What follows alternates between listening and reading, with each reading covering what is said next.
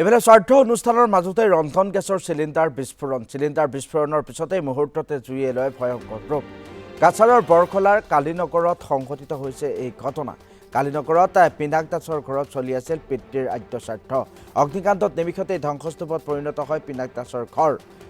৮০ মোন ধানসহ অন্যান্য বহু মূল্যৱান সম্পদো ছাৰখাৰ হৈ যায় এই জুইকুৰাত।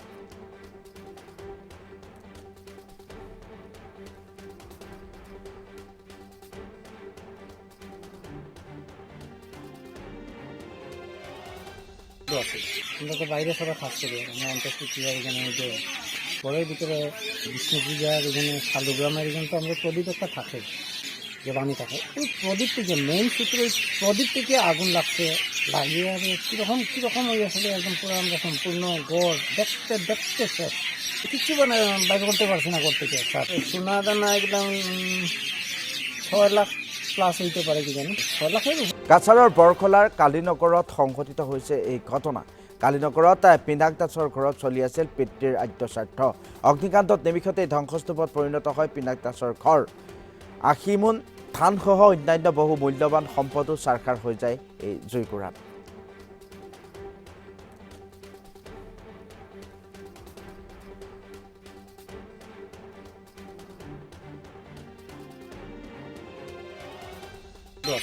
আমরা তো বাইরে সবাই খাচ্ছি আমরা অন্তর্ভুক্তি এখানে যে ঘরের ভিতরে বিষ্ণু পূজার এখানে শালুগ্রামের এখানে তো আমরা প্রদীপ একটা থাকে যে বানি থাকে ওই প্রদীপ থেকে মেইন সূত্রে ওই প্রদীপ থেকে আগুন লাগছে লাগিয়ে আর কীরকম ওই আসলে একদম পুরো আমরা সম্পূর্ণ গড় দেখতে শেষ কিচ্ছু মানে বাইরে করতে পারছি না করতে স্যার সোনা দানা একদম ৬ লাখ প্লাস হইতে পারে কি জানি ৬ লাখের।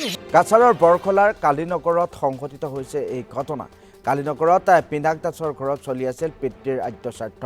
অগ্নিকাণ্ডত নিমিষতেই ধ্বংসস্তূপত পৰিণত হয় পিনাক দাসৰ ঘৰ।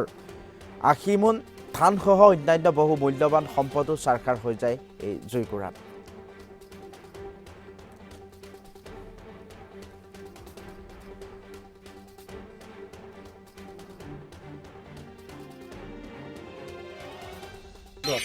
আমরা তো বাইরে সবাই খাচ্ছি আমরা অন্তর্ভুক্তি এখানে যে ঘরের ভিতরে বিষ্ণু পূজার এখানে শালুগ্রামের এখানে তো আমরা প্রদীপ একটা থাকে যে বানি থাকে ওই প্রদীপ থেকে মেইন সূত্রে ওই প্রদীপ থেকে আগুন লাগছে লাগিয়ে আর কীরকম ওই আসলে একদম পুরো আমরা সম্পূর্ণ গড় দেখতে শেষ কিচ্ছু মানে বাইরে করতে পারছি না করতে স্যার সোনা দানা একদম ৬ লাখ প্লাস হইতে পারে কি জানি ৬ লাখের।